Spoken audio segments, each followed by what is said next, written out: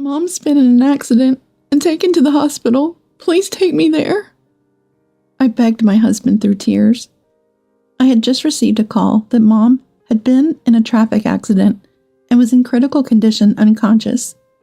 However, upon hearing the situation, my husband said, "I'm heading out on a company trip now, so it's impossible," and refused.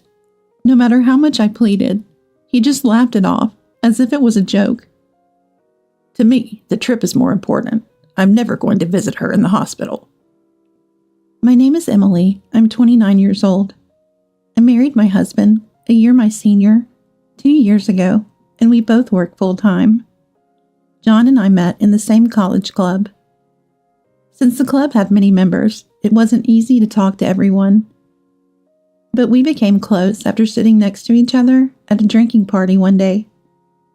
We also discovered we both were only children who had lost our fathers early and were raised by our mothers, which quickly brought us closer. We started going out and naturally progressed to dating. Then, as we both became working adults and got accustomed to our jobs, John proposed. Both of us are focused on our careers, so we're not considering children just yet. However, we do want them eventually, so we've talked about buying a detached house when the time comes, a plan we made soon after getting married. Currently, we live in a rented apartment in a condominium, and both our parents' homes are nearby. Since both of our fathers have passed away, our moms live alone, and my mom, Jennifer, and my mother-in-law, Sarah, get along very well. Being close in age and having raised children alone without remarrying, they clicked and have become friends since our marriage meeting, even going on trips together.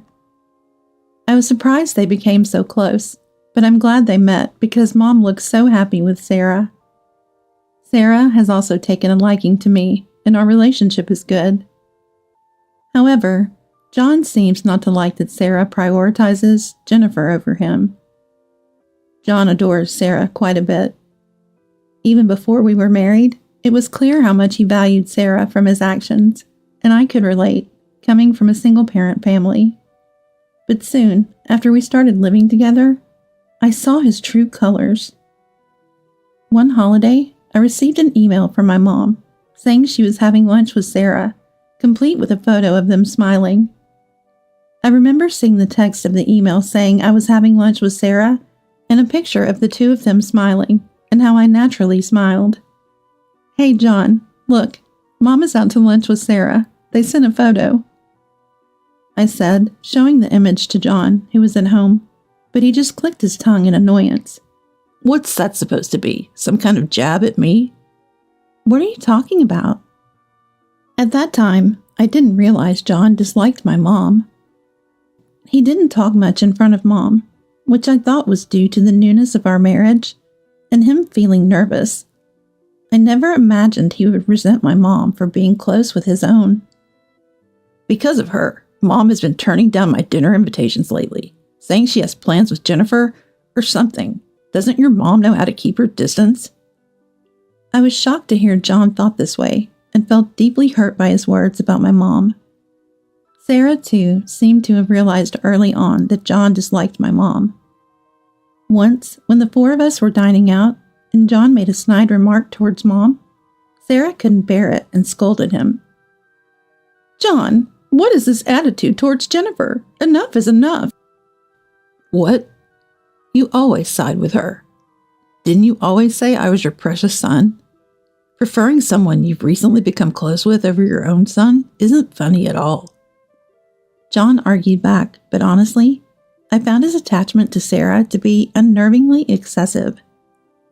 Later, when John wasn't around, Sarah apologized to me and Mom. "I think I've spoiled that boy too much. I'm truly sorry." "Sarah doesn't need to worry about it. I'm not worried either.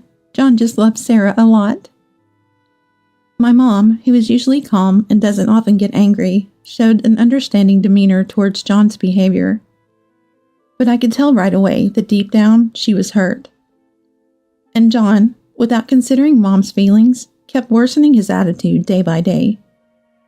Although Sarah defended Mom, preventing him from openly attacking her, He would complain to me every time he saw Mom and Sarah getting along well, and eventually, he started to regularly speak ill of Mom. Shortly after our second anniversary, I couldn't take it anymore and had a huge fight with John, which ended without resolving the underlying issue. Since then, our relationship became awkward, and our conversations decreased compared to before. Lately, John's been coming home late and spending more time out on his own during weekends. I felt something was off and asked him directly, but he claimed, "I've been busy at work. There's been a lot of overtime and work on weekends lately." Even though he said that, I couldn't shake off my feeling of discomfort. Then one Sunday, when we both had the day off, I noticed John packing something in the morning. It seemed he didn't have to work that day. Just as I was about to ask why he was packing, my phone rang with an unknown number. Curiously, I answered to find out it was the police on the line. They mentioned Mom's name and confirmed I was her daughter before dropping the unbelievable news. "Your mom has been involved in a traffic accident." "Mom has?" Apparently, she was already taken to the hospital in critical condition unconscious. After getting the hospital's name, I managed to end the call with shaking hands. Tears welled up, and my mind was a mess. But I knew I had to get to the hospital. Since I don't drive, I desperately begged John. "John, it's terrible. Mom's been in an accident and taken to the hospital. Please, we need to go now." However, John looked at me with disdain upon hearing the situation and said, "Ugh, I'm about to go on a company trip. I'll miss the gathering time. Deal with it yourself." He flatly refused my plea. "A company trip? I didn't know it was today." I realized he was packing, but I was never informed about the trip's schedule. To my shock, he mentioned the trip was starting today and would last for 2 weeks. "This isn't the time for a trip. Mom is—" "Enough. The trip is more important to me. Besides, your mom is essentially a stranger to me, not related by blood. Visiting her is a waste of time, and I'm definitely not going." John said cruelly, laughing at me. "You're in the way. I have a plane to catch. I'm busy," he said, pushing past me and humming as he packed his clothes into a carry-on. Angered by his attitude, I snapped, "You're the worst. Just do whatever you want," and left the house, rushing to the hospital by taxi. John left for his trip as planned.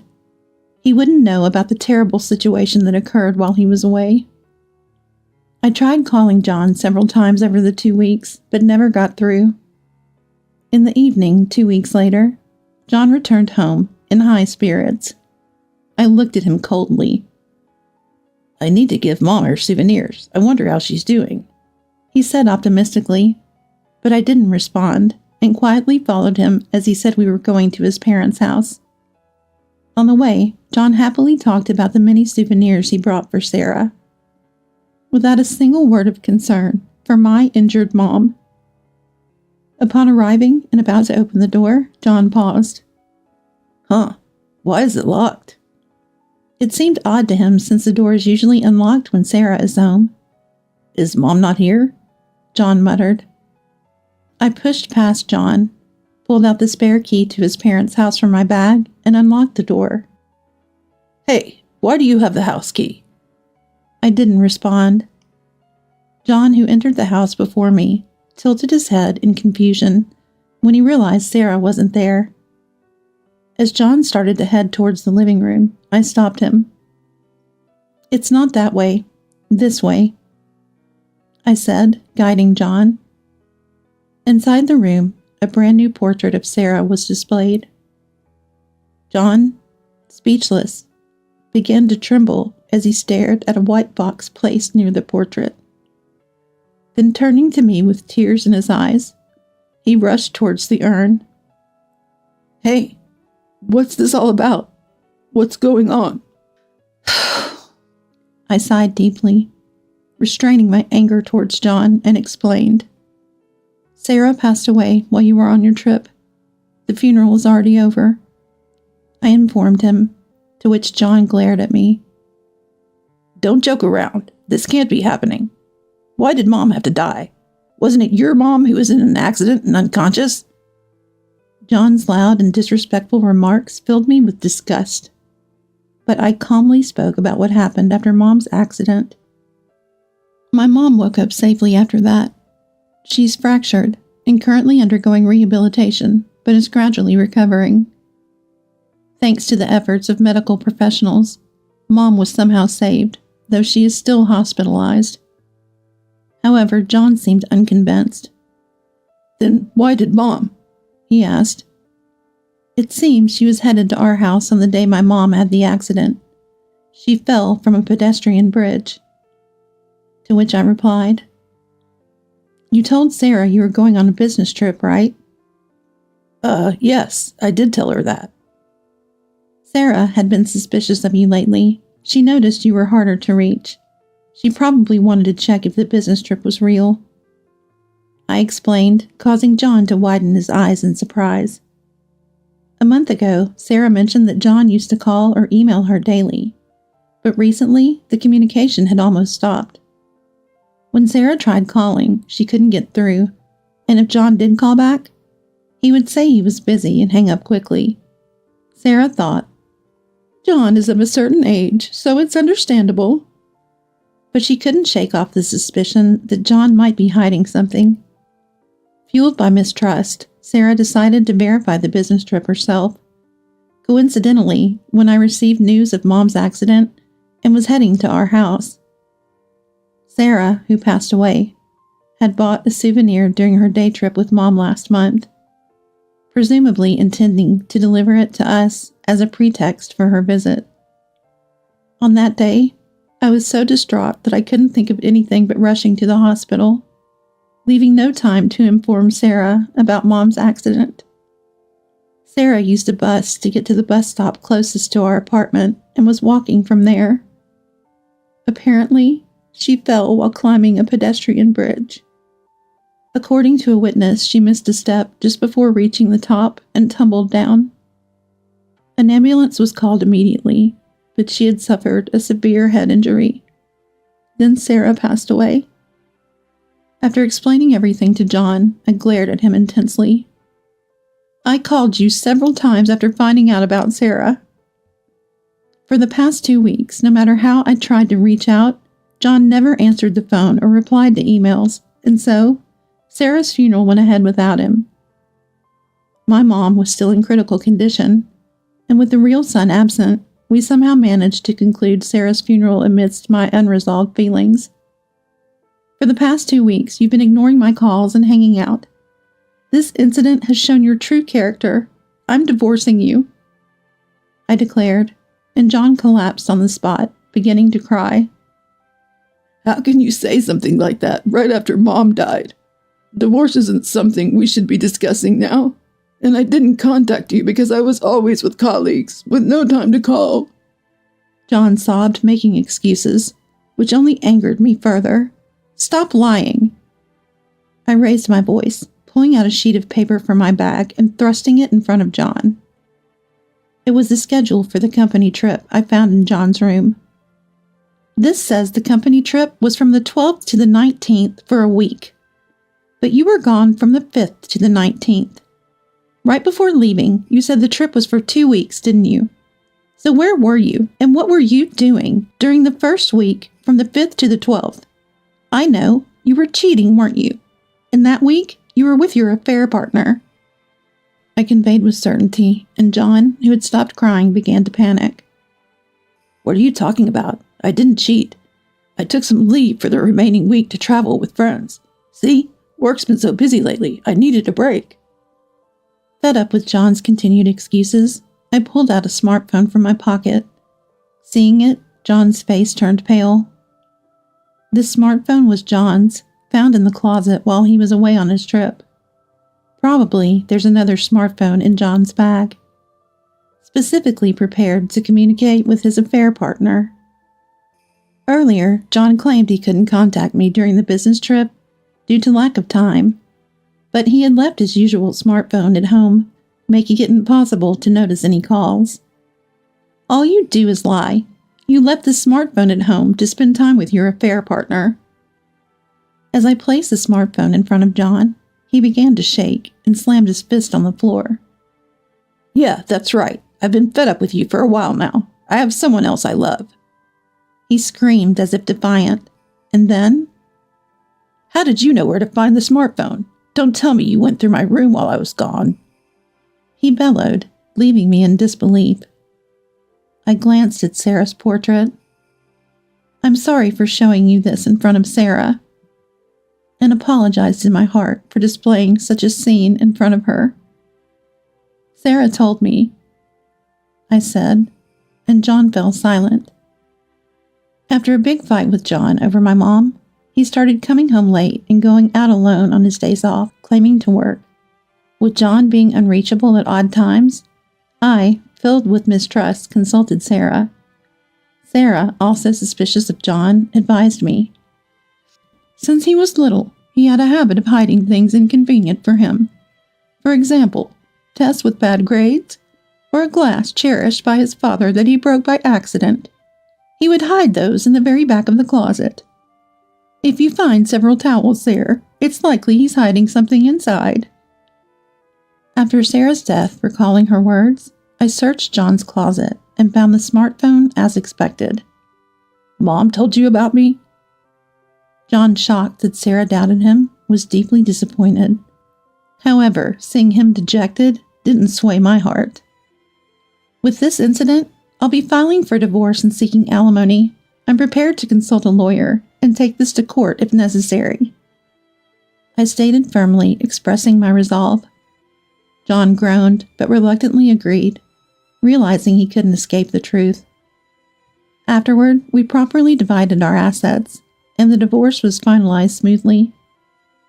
However, a month later, when my new life finally began to settle, I received a call from John. Reluctantly answering, Emily, please, I need your help, John screamed. Upon inquiry, it turned out that his company had learned about Sarah's funeral, causing him great trouble. Since Sarah was listed as John's dependent, her death needed to be reported to his company, which hadn't been done until the funeral's details were accidentally revealed, showing the funeral happened during his supposed company trip.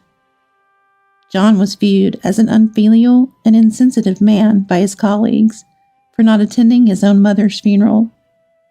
Yet John kept lying, blaming me for not informing him about mother-in-law's funeral, which only worsened his situation, as his explanations to colleagues and his boss were inconsistent, leading to his lies being exposed. Already viewed as an irresponsible man, John's repeated lies led people to doubt his character entirely, resulting in him isolating himself in the workplace and eventually resigning, as if fleeing.